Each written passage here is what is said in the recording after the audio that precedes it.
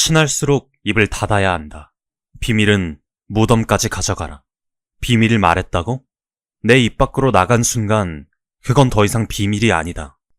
아무리 친해도 자주 만나면 안 되는 이유가 뭘까? 선을 지키는 게 왜 중요할까? 기쁨을 나누면 질투하기 때문이다.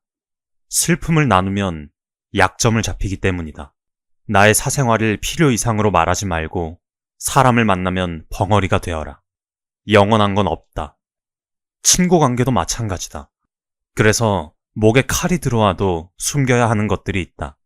세상에는 아무리 친해도 죽어도 하면 안 되는 말과 행동이 딱 3가지가 있다. 첫째, 친구와 돈 거래만큼은 절대 하지 마라. 사람 사이 돈 거래는 하는 게 아니다. 결국 그 돈이 친구와 내 사이를 틀어지게 한다. 돈에 있어서만큼은 늘 겸손해야 한다. 돈 빌려달라는 친구는 어떻게 해야 하냐고? 단호하게 거절해라. 거절이 단호하지 않으면 친구 잃는다. 절친인데 어떻게 모른 채 하냐고? 그 친구는 이미 사이가 멀어져도 상관없다고 생각하기 때문에 당신에게 돈을 빌려달라고 한 것이다. 빌려주고 멀어지느니 안 주고 멀어지는 게 100배 낫다. 그게 당신의 정신건강을 지키는 일이다. 친구란 건 원래 다 부질없다. 친구에게 뭔가를 바라거나 기대하지 마라. 친구한테 잘할 바엔 배우자와 자식에게 잘해야 한다. 돈 거래만 하지 말아야 하는 게 아니다. 돈 자랑도 절대 하지 마라. 돈 있다고 자랑하면 상대방에게 박수 받을 줄 아는가? 박수는커녕 시기 질투만 잔뜩 받게 된다. 나중에 돈 빌려달라는 연락이나 받게 된다. 주식, 부동산으로 얼마 벌었다고 이야기하는 순간 그날 밥값, 술값은 전부 당신이 계산하게 될 것이다. 밥값 안 내면 욕먹고 그 돈 내면 당연한 게 된다. 고마워하지도 않는다. 친구들 사이에선 평생 돈 없는 척 해야 한다. 진짜 돈 자랑을 하고 싶다면 질투 안 할 능력이 되는 친구에게만 자랑하는 게 현명하다. 둘째, 아무리 친해도 힘들었던 얘기는 절대 하지 마라. 과거에 힘들었던 얘기는 하지 않는 게 좋다. 왜냐고? 내 과거의 불행이 상대방에게는 위안이 되기 때문이다. 한 입을 덮고 자는 배우자에게도 과거 상처는 얘기하지 마라. 나중에 싸우면 과거의 상처가 모두 오픈된다.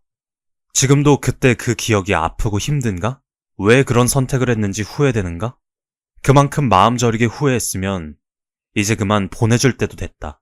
괜히 친구나 배우자한테 당신의 아픈 이야기를 말하지 말고 이제 그만 상처와 작별해라. 우리가 크게 착각하는 말이 하나 있다. 진실한 친구 하나가 그냥 친구 100명보다 낫다는 말이다. 진짜 그럴까? 아니, 사실 정반대다. 친구는 그냥 친구일 뿐이다. 부모, 자식, 형제, 내 배우자와도 평생의 관계가 어려운데 남과 어떻게 평생지기가 되겠는가? 차라리 가벼운 관계가 좋을 때도 많다. 최소한 서로 예의는 지키니까. 돈 빌려달라는 소리는 안 나오니까.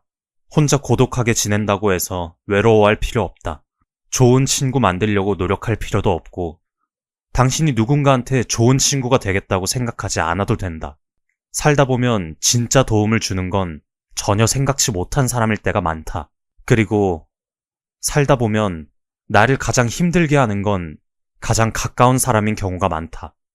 셋째, 타인의 비밀은 절대 꺼내지 마라. 친구의 비밀, 가족의 비밀은 마음속 판도라의 상자 깊은 곳에 넣고 잊어버려라. 내 가벼운 입 때문에 소중한 사람을 잃게 되는 것보다 슬플 일은 없다. 또 입장을 바꿔 당신이 절친 한 명에게만 비밀을 얘기했는데 시간이 지나고 알고 보니 모두가 당신의 약점을 알고 있다고 생각해보자. 절친에 대한 모든 신뢰와 우정은 깨지고 배신당했다는 생각에 밤잠을 설치게 될 것이다. 인간관계는 너무 차갑지도 뜨겁지도 않게 적정한 온도를 유지하는 게 좋다. 적당한 관계를 유지하고 적당하게 거리를 둬라.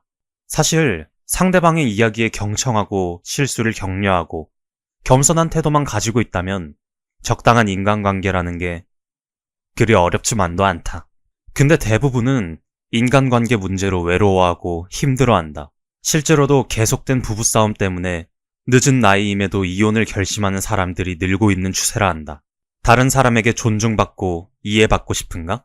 평생을 함께해야 하는 배우자인데 자꾸만 싸우게 되지는 않는가? 지금부터는 책, 내 영혼을 다독이는 관계 심리학을 통해 인간관계에 대한 당신의 고민을 전부 해결해주겠다. 보답을 바라는 희생은 하지 마라. 자신을 먼저 보살피는 것이 가장 중요하다. 남을 위해 희생하려는 생각을 버려야 한다. 그런데 희생에는 원한도 쉽게 따라온다. 자신이 희생했다고 생각한 만큼 상대가 반응해주지 않으면 곧 원망이 쏟아지고 원한으로 전환된다. 하지만 그 어떤 희생이라도 희생만큼의 보답을 받기는 어렵다. 부부 사이에 누가 중심이 되어야 하는가? 부부 사이에는 서로 다른 환경에서 자라 가치관이 다르기에 잦은 갈등이 유발된다. 부부 문제는 부부가 해결해야 하는 게 맞다. 하지만 부부 중 남편이든 아내든 이 문제를 감당하지 못하는 경우가 있다. 특히 상대적으로 낮은 자존감을 가진 한쪽이 열등의식을 가지고 있다면 갈등의 폭은 깊어진다. 이때는 갈등의 원인을 해결하기 전에 열등의식을 갖게 된 배경이나 이유부터 확인하고 개선해 나가야 한다. 그렇지 않고서는 절대로 문제가 해결되지 않는다. 가정의 가장 이상적인 형태는 부부관계가 집안 핵심이 되는 것이다.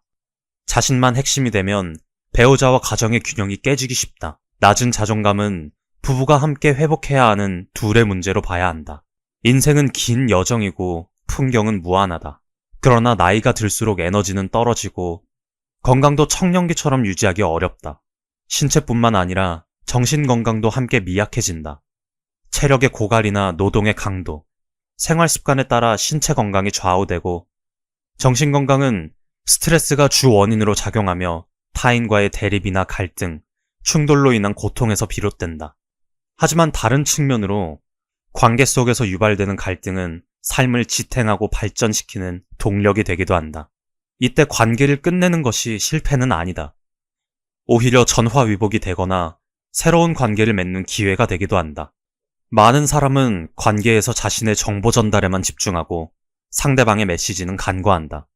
예를 들어 할머니가 손주에게 뭐 먹고 싶은 거 없니? 라고 묻는 건 손주가 먹고 싶은 것을 사준다는 의미이다. 이에 손주가 먹고 싶은 거 없어요 라고 말한다면 할머니는 이 대답에 서운함을 느낄 것이다. 이처럼 우리는 외부 메시지를 차단하고 자신의 이야기만 고집스럽게 표현한다. 다른 사람의 의중이 담긴 메시지를 해석하지 않고 자기 편의대로 받아들이는 경향이 있다. 연인 사이, 동료 사이, 가족 사이에도 적절한 때에 이별 위협을 보내야 한다. 의도적인 연기가 아니라 정말 필요를 느꼈을 때만 해야 하는 행동이다. 그로 인해 문제가 해결되면 관계는 이어지고 해결되지 못하면 관계는 끝난다. 관계는 사람을 성장시키고 단련시키지만 관계가 유지될 동력이 없으면 두 사람 모두 성장할 기회를 잃는다. 관계에는 귀찮은 일이 손님처럼 등장한다. 서로 부탁하고 부탁받는 일이 어려우면 관계를 맺을 수 없다. 이때의 부탁은 신세지는 것과 완전히 다른 의미이다. 신세라는 단어에는 다른 사람에게 도움을 청하거나 요구, 부탁이 환영받지 못한다는 논리를 내포하고 있다. 이런 논리를 가진 사람은 인간관계에서 편할 수 없다. 부탁은 단순히 어떤 일을 청하는 것이다. 반면 신세는 다른 사람에게 폐를 끼치고 부담을 주는 일이다. 그런데 관계 성립의 동력인 부탁을 신세라고 보는 사람은 관계에서 깊은 실망을 겪었다는 것을 의미한다. 이는 다른 사람에게 도움을 요청하는 것은 환영받지 못하는 일이기 때문에 다른 사람에게 신세를 진다. 다른 사람을 귀찮게 한다 라고 단정한다. 이런 철학을 가진 사람은 반드시 외로움에 직면한다. 다른 사람에게 부탁하기 부담스러워하는 사람은 분명히 자신에게 청하는 다른 사람의 부탁도 싫어한다. 그로 인해 시간이 흐르면 그는 외로움이라는 상자에 갇힌 모습으로 살아가게 된다. 사실 관계의 본질은 서로 귀찮게 하면서 서로 알아가고 감정을 공유할 공간이 만들어지는 것이다. 부모의 마음에 사랑이 가득하면 기쁨으로 아이의 욕구를 채워줄 수 있다. 그 결과 아이는 긍정적인 사고를 형성하고 자신감과 당당한 힘을 가지고 다른 사람과 좋은 관계를 형성한다. 하지만 부모가 열정 없이 아이를 양육하면 비록 아이의 요구를 들어주었더라도 아이는 부모에게 부담을 주었다고 생각한다. 이는 아이가 자라면서 사람에게 신세지기 두려워하는 요인으로 작용할 가능성이 크다. 사람이나 사물과의 관계에서 아낌없이 열정을 품어 충만함과 후회 없는 경험을 시도해보자. 사람 간 깊은 관계 맺기란 매우 힘든 일이기에 사소한 부탁 하나에도 노력이 필요하다. 눈치 보지 말고 진솔한 모습을 보이자. 인간은 사회적 동물로 관계를 떠나서 혼자 살 수 없다. 끈끈한 관계는 상대에게 실수를 범해서는 안 된다는 심리를 지닌다.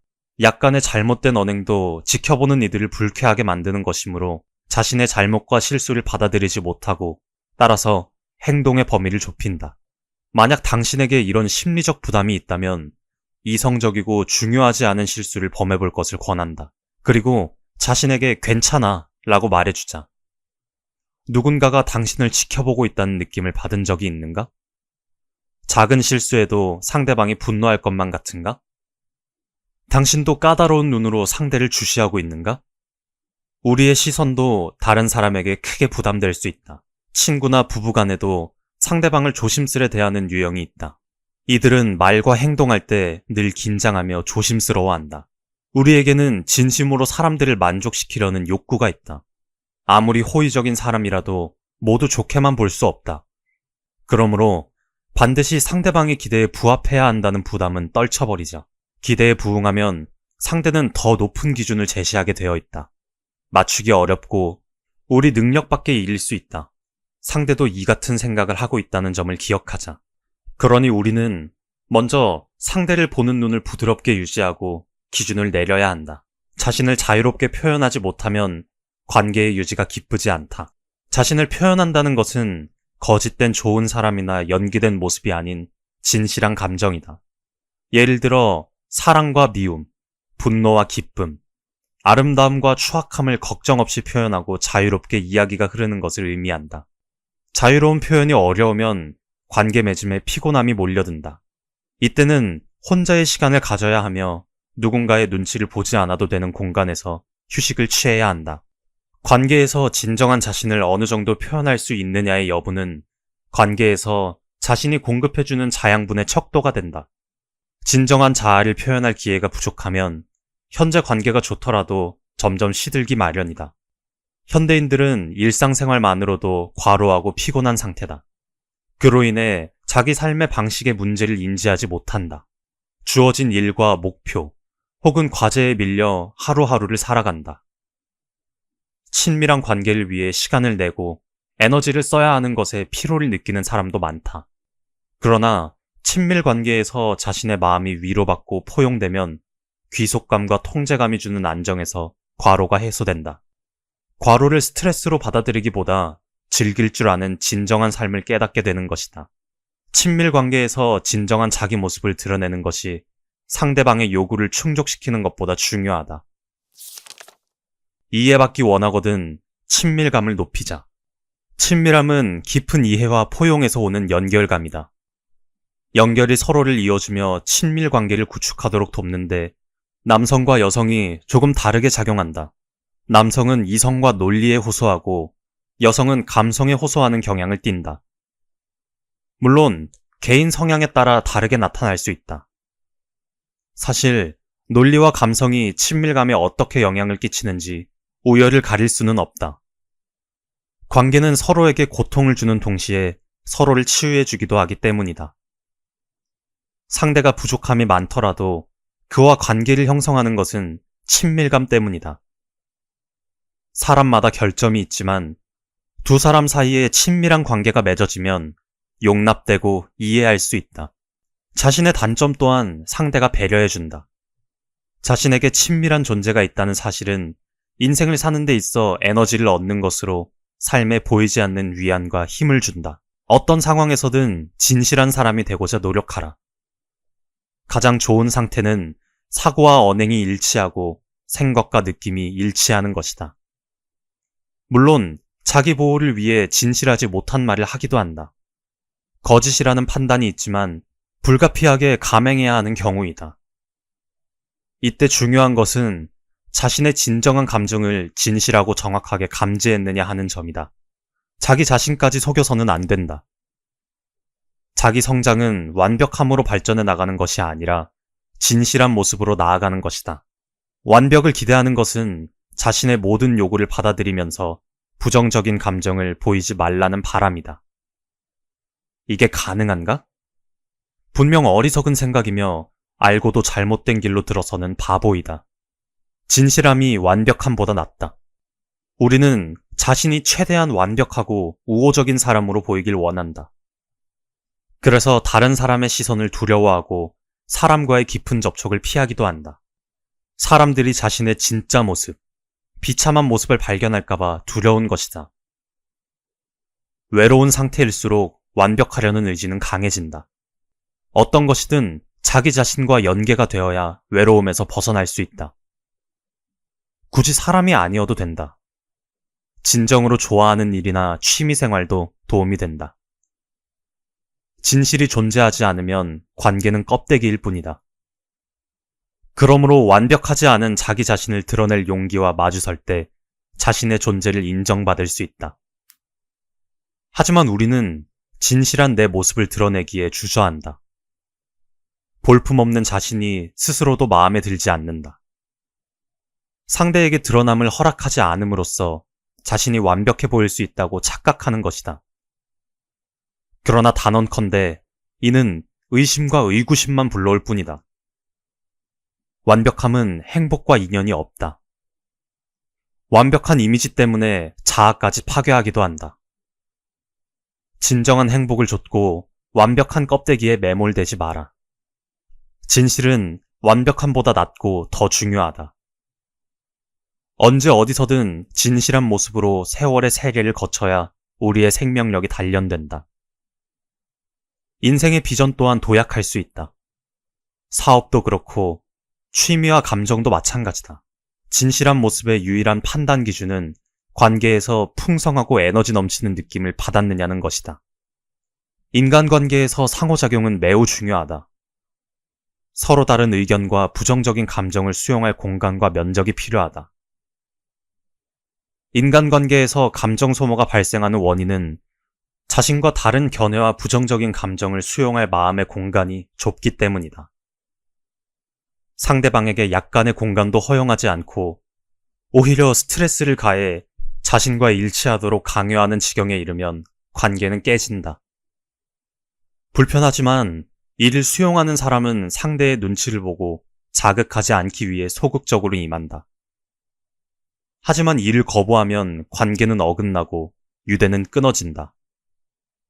타인을 용납하는 정도가 우리 마음의 크기를 결정한다. 여기에 더불어 타인이 어느 정도까지 자신을 마음에 담아주었는지에 따라 마음의 넓이와 폭이 정해진다. 일방적으로 상대를 이해해야 할 처지라면 그 마음의 크기는 크지만 깊이는 얕을 수 있다. 반면 여러 사람의 마음에 자신이 담겨 있는 걸 알게 되면 자신감이 생기고 자존감이 올라가 더 많은 이해와 관심을 베풀게 된다. 신뢰는 깊고 깊은 물이다. 누군가를 신뢰하면 마음의 문을 열게 된다. 그러나 문을 개방하면 찬바람도 들어올 수 있고 심하면 칼처럼 우리의 마음을 도려내기도 한다. 하지만 마음에 내재된 따뜻함과 온기는 상처를 아물게 하고 찬바람의 위력을 잠재운다. 문제는 타인에 대한 신뢰가 부족해 마음의 문을 닫은 사람들이다. 이들은 마음의 문을 열자마자 바람과 서리를 경험했기에 문을 여는데 두려움이 있다. 사람 간의 신뢰가 형성되지 않았고 감정적 연계가 부족한 까닭에 관계 맺음에 어려움을 느낀다.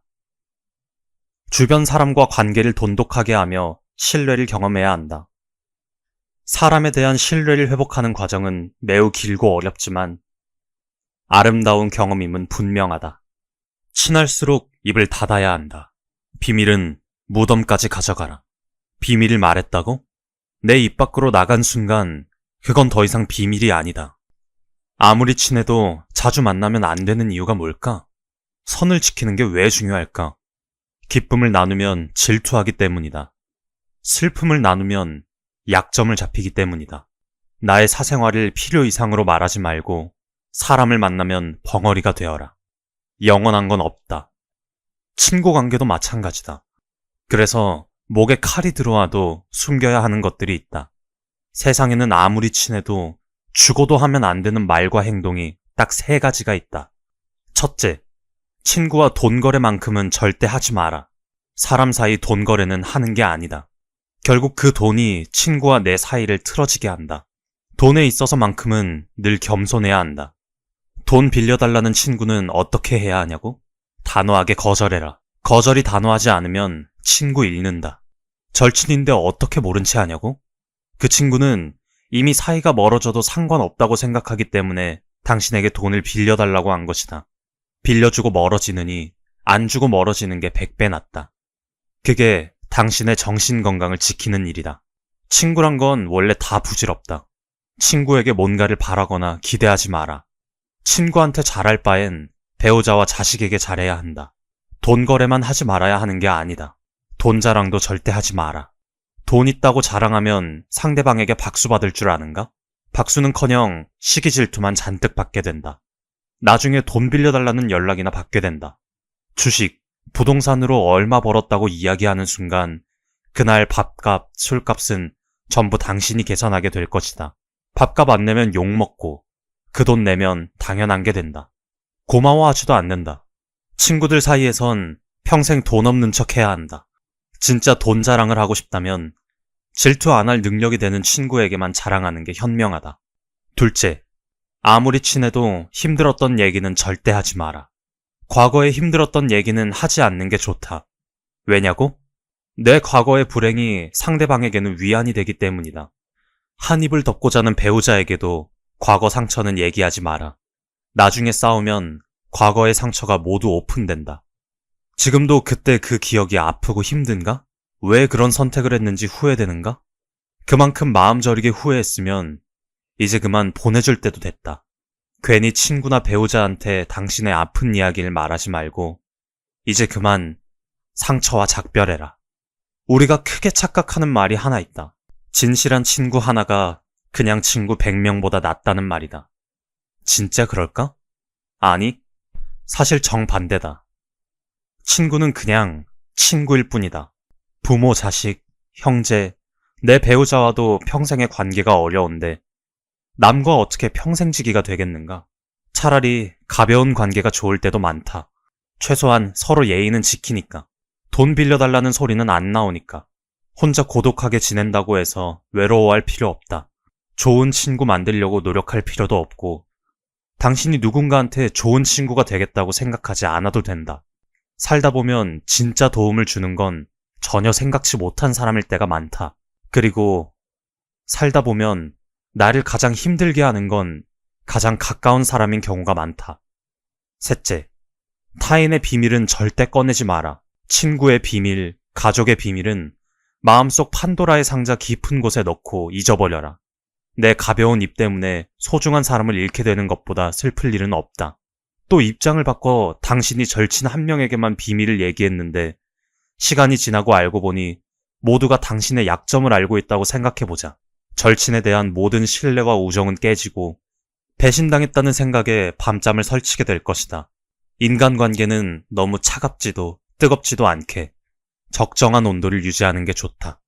적당한 관계를 유지하고 적당하게 거리를 둬라. 사실 상대방의 이야기에 경청하고 실수를 격려하고 겸손한 태도만 가지고 있다면 적당한 인간관계라는 게 그리 어렵지만도 않다. 근데 대부분은 인간관계 문제로 외로워하고 힘들어한다. 실제로도 계속된 부부싸움 때문에 늦은 나이임에도 이혼을 결심하는 사람들이 늘고 있는 추세라 한다. 다른 사람에게 존중받고 이해받고 싶은가? 평생을 함께해야 하는 배우자인데 자꾸만 싸우게 되지는 않는가? 지금부터는 책 내 영혼을 다독이는 관계 심리학을 통해 인간관계에 대한 당신의 고민을 전부 해결해 주겠다. 보답을 바라는 희생은 하지 마라. 자신을 먼저 보살피는 것이 가장 중요하다. 남을 위해 희생하려는 생각을 버려야 한다. 그런데 희생에는 원한도 쉽게 따라온다. 자신이 희생했다고 생각한 만큼 상대가 반응해주지 않으면 곧 원망이 쏟아지고 원한으로 전환된다. 하지만 그 어떤 희생이라도 희생만큼의 보답을 받기는 어렵다. 부부 사이에 누가 중심이 되어야 하는가? 부부 사이에는 서로 다른 환경에서 자라 가치관이 다르기에 잦은 갈등이 유발된다. 부부 문제는 부부가 해결해야 하는 게 맞다. 하지만 부부 중 남편이든 아내든 이 문제를 감당하지 못하는 경우가 있다. 특히 상대적으로 낮은 자존감을 가진 한쪽이 열등의식을 가지고 있다면 갈등의 폭은 깊어진다. 이때는 갈등의 원인을 해결하기 전에 열등의식을 갖게 된 배경이나 이유부터 확인하고 개선해 나가야 한다. 그렇지 않고서는 절대로 문제가 해결되지 않는다. 가정의 가장 이상적인 형태는 부부관계가 집안 핵심이 되는 것이다. 자신만 핵심이 되면 배우자와 가정의 균형이 깨지기 쉽다. 낮은 자존감은 부부가 함께 회복해야 하는 둘의 문제로 봐야 한다. 인생은 긴 여정이고 풍경은 무한하다. 그러나 나이가 들수록 에너지는 떨어지고 건강도 청년기처럼 유지하기 어렵다. 신체뿐만 아니라 정신 건강도 함께 미약해진다. 체력의 고갈이나 노동의 강도, 생활 습관에 따라 신체 건강이 좌우되고 정신 건강은 스트레스가 주 원인으로 작용하며 타인과의 대립이나 갈등, 충돌로 인한 고통에서 비롯된다. 하지만 다른 측면으로 관계 속에서 유발되는 갈등은 삶을 지탱하고 발전시키는 동력이 되기도 한다. 이때 관계를 끝내는 것이 실패는 아니다. 오히려 전화위복이 되거나 새로운 관계를 맺는 기회가 되기도 한다. 많은 사람은 관계에서 자신의 정보 전달에만 집중하고 상대방의 메시지는 간과한다. 예를 들어 할머니가 손주에게 뭐 먹고 싶은 거 없니? 라고 묻는 건 손주가 먹고 싶은 것을 사준다는 의미이다. 이에 손주가 먹고 싶은 거 없어요 라고 말한다면 할머니는 이 대답에 서운함을 느낄 것이다. 이처럼 우리는 외부 메시지를 차단하고 자신의 이야기만 고집스럽게 표현한다. 다른 사람의 의중이 담긴 메시지를 해석하지 않고 자기 편의대로 받아들이는 경향이 있다. 연인 사이, 동료 사이, 가족 사이에도 적절한 때에 이별 위협을 보내야 한다. 의도적인 연기가 아니라 정말 필요를 느꼈을 때만 해야 하는 행동이다. 그로 인해 문제가 해결되면 관계는 이어지고 해결되지 못하면 관계는 끝난다. 관계는 사람을 성장시키고 단련시키지만 관계가 유지될 동력이 없으면 두 사람 모두 성장할 기회를 잃는다. 관계에는 귀찮은 일이 손님처럼 등장한다. 서로 부탁하고 부탁받는 일이 어려우면 관계를 맺을 수 없다. 이때의 부탁은 신세지는 것과 완전히 다른 의미이다. 신세라는 단어에는 다른 사람에게 도움을 청하거나 요구, 부탁이 환영받지 못한다는 논리를 내포하고 있다. 이런 논리를 가진 사람은 인간관계에서 편할 수 없다. 부탁은 단순히 어떤 일을 청하는 것이다. 반면 신세는 다른 사람에게 폐를 끼치고 부담을 주는 일이다. 그런데 관계 성립의 동력인 부탁을 신세라고 보는 사람은 관계에서 깊은 실망을 겪었다는 것을 의미한다.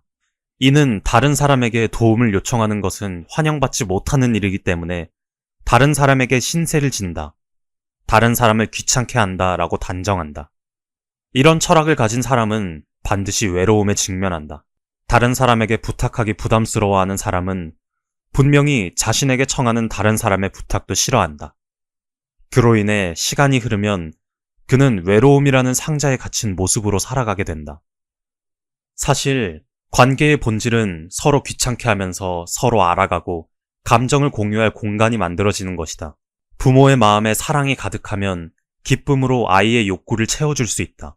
그 결과 아이는 긍정적인 사고를 형성하고 자신감과 당당한 힘을 가지고 다른 사람과 좋은 관계를 형성한다. 하지만 부모가 열정 없이 아이를 양육하면 비록 아이의 요구를 들어주었더라도 아이는 부모에게 부담을 주었다고 생각한다. 이는 아이가 자라면서 사람에게 신세지기 두려워하는 요인으로 작용할 가능성이 크다. 사람이나 사물과의 관계에서 아낌없이 열정을 품어 충만함과 후회 없는 경험을 시도해보자. 사람 간 깊은 관계 맺기란 매우 힘든 일이기에 사소한 부탁 하나에도 노력이 필요하다. 눈치 보지 말고 진솔한 모습을 보이자. 인간은 사회적 동물로 관계를 떠나서 혼자 살 수 없다. 끈끈한 관계는 상대에게 실수를 범해서는 안 된다는 심리를 지닌다. 약간의 잘못된 언행도 지켜보는 이들을 불쾌하게 만드는 것이므로 자신의 잘못과 실수를 받아들이지 못하고 따라서 행동의 범위를 좁힌다. 만약 당신에게 이런 심리적 부담이 있다면 이성적이고 중요하지 않은 실수를 범해볼 것을 권한다. 그리고 자신에게 괜찮아 라고 말해주자. 누군가가 당신을 지켜보고 있다는 느낌을 받은 적이 있는가? 작은 실수에도 상대방이 분노할 것만 같은가? 당신도 까다로운 눈으로 상대를 주시하고 있는가? 우리의 시선도 다른 사람에게 크게 부담될 수 있다. 친구나 부부 간에도 상대방을 조심스레 대하는 유형이 있다. 이들은 말과 행동할 때 늘 긴장하며 조심스러워한다. 우리에게는 진심으로 사람들을 만족시키려는 욕구가 있다. 아무리 호의적인 사람이라도 모두 좋게만 볼 수 없다. 그러므로 반드시 상대방의 기대에 부합해야 한다는 부담은 떨쳐버리자. 기대에 부응하면 상대는 더 높은 기준을 제시하게 되어 있다. 맞추기 어렵고 우리 능력 밖의 일일 수 있다. 상대도 이 같은 생각을 하고 있다는 점을 기억하자. 그러니 우리는 먼저 상대를 보는 눈을 부드럽게 유지하고 기준을 내려야 한다. 자신을 자유롭게 표현하지 못하면 관계의 유지가 기쁘지 않다. 자신을 표현한다는 것은 거짓된 좋은 사람이나 연기된 모습이 아닌 진실한 감정이다. 예를 들어 사랑과 미움, 분노와 기쁨, 아름다움과 추악함을 걱정 없이 표현하고 자유롭게 이야기가 흐르는 것을 의미한다. 자유로운 표현이 어려우면 관계 맺음에 피곤함이 몰려든다.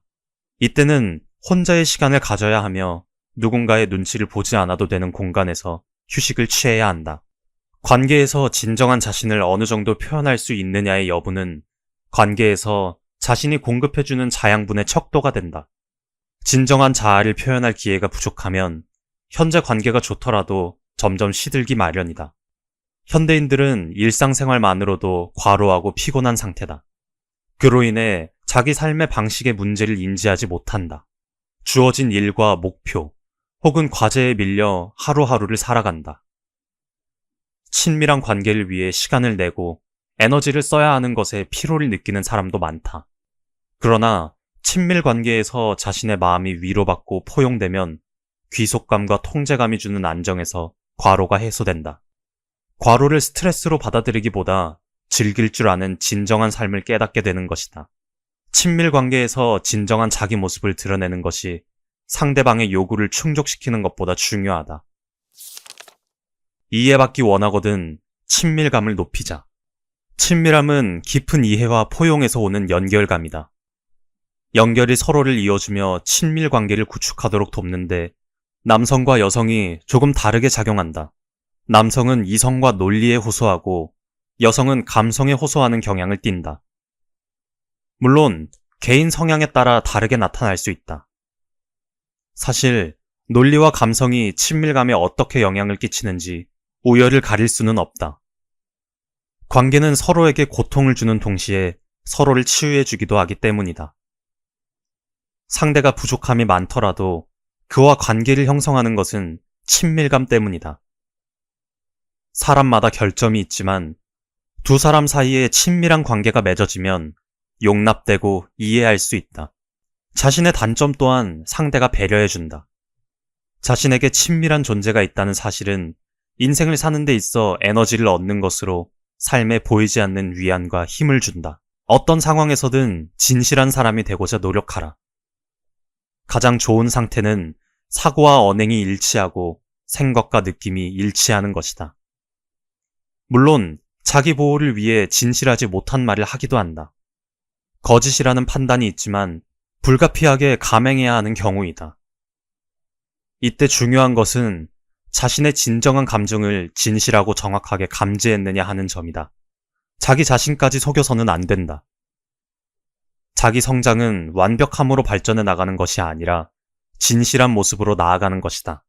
완벽을 기대하는 것은 자신의 모든 요구를 받아들이면서 부정적인 감정을 보이지 말라는 바람이다. 이게 가능한가? 분명 어리석은 생각이며 알고도 잘못된 길로 들어서는 바보이다. 진실함이 완벽함보다 낫다. 우리는 자신이 최대한 완벽하고 우호적인 사람으로 보이길 원한다. 그래서 다른 사람의 시선을 두려워하고 사람과의 깊은 접촉을 피하기도 한다. 사람들이 자신의 진짜 모습, 비참한 모습을 발견할까봐 두려운 것이다. 외로운 상태일수록 완벽하려는 의지는 강해진다. 어떤 것이든 자기 자신과 연계가 되어야 외로움에서 벗어날 수 있다. 굳이 사람이 아니어도 된다. 진정으로 좋아하는 일이나 취미 생활도 도움이 된다. 진실이 존재하지 않으면 관계는 껍데기일 뿐이다. 그러므로 완벽하지 않은 자기 자신을 드러낼 용기와 마주설 때 자신의 존재를 인정받을 수 있다. 하지만 우리는 진실한 내 모습을 드러내기에 주저한다. 볼품없는 자신이 스스로도 마음에 들지 않는다. 상대에게 드러남을 허락하지 않음으로써 자신이 완벽해 보일 수 있다고 착각하는 것이다. 그러나 단언컨대 이는 의심과 의구심만 불러올 뿐이다. 완벽함은 행복과 인연이 없다. 완벽한 이미지 때문에 자아까지 파괴하기도 한다. 진정한 행복을 좇고 완벽한 껍데기에 매몰되지 마라. 진실은 완벽함보다 낫고 더 중요하다. 언제 어디서든 진실한 모습으로 세월의 세계를 거쳐야 우리의 생명력이 단련된다. 인생의 비전 또한 도약할 수 있다. 사업도 그렇고 취미와 감정도 마찬가지다. 진실한 모습의 유일한 판단 기준은 관계에서 풍성하고 에너지 넘치는 느낌을 받았느냐는 것이다. 인간관계에서 상호작용은 매우 중요하다. 서로 다른 의견과 부정적인 감정을 수용할 공간과 면적이 필요하다. 인간관계에서 감정 소모가 발생하는 원인은 자신과 다른 견해와 부정적인 감정을 수용할 마음의 공간이 좁기 때문이다. 상대방에게 약간의 공간도 허용하지 않고 오히려 스트레스를 가해 자신과 일치하도록 강요하는 지경에 이르면 관계는 깨진다. 불편하지만 이를 수용하는 사람은 상대의 눈치를 보고 자극하지 않기 위해 소극적으로 임한다. 하지만 이를 거부하면 관계는 어긋나고 유대는 끊어진다. 타인을 용납하는 정도가 우리 마음의 크기를 결정한다. 여기에 더불어 타인이 어느 정도까지 자신을 마음에 담아주었는지에 따라 마음의 넓이와 폭이 정해진다. 일방적으로 상대를 이해해야 할 처지라면 그 마음의 크기는 크지만 깊이는 얕을 수 있다. 반면 여러 사람의 마음에 자신이 담겨 있는 걸 알게 되면 자신감이 생기고 자존감이 올라가 더 많은 이해와 관심을 베풀게 된다. 신뢰는 깊고 깊은 물이다. 누군가를 신뢰하면 마음의 문을 열게 된다. 그러나 문을 개방하면 찬바람도 들어올 수 있고 심하면 칼처럼 우리의 마음을 도려내기도 한다. 하지만 마음에 내재된 따뜻함과 온기는 상처를 아물게 하고 찬바람의 위력을 잠재운다. 문제는 타인에 대한 신뢰가 부족해 마음의 문을 닫은 사람들이다. 이들은 마음의 문을 열자마자 바람과 서리를 경험했기에 문을 여는데 두려움이 있다. 사람 간의 신뢰가 형성되지 않았고 감정적 연계가 부족한 까닭에 관계 맺음에 어려움을 느낀다. 주변 사람과 관계를 돈독하게 하며 신뢰를 경험해야 한다. 사람에 대한 신뢰를 회복하는 과정은 매우 길고 어렵지만 아름다운 경험임은 분명하다.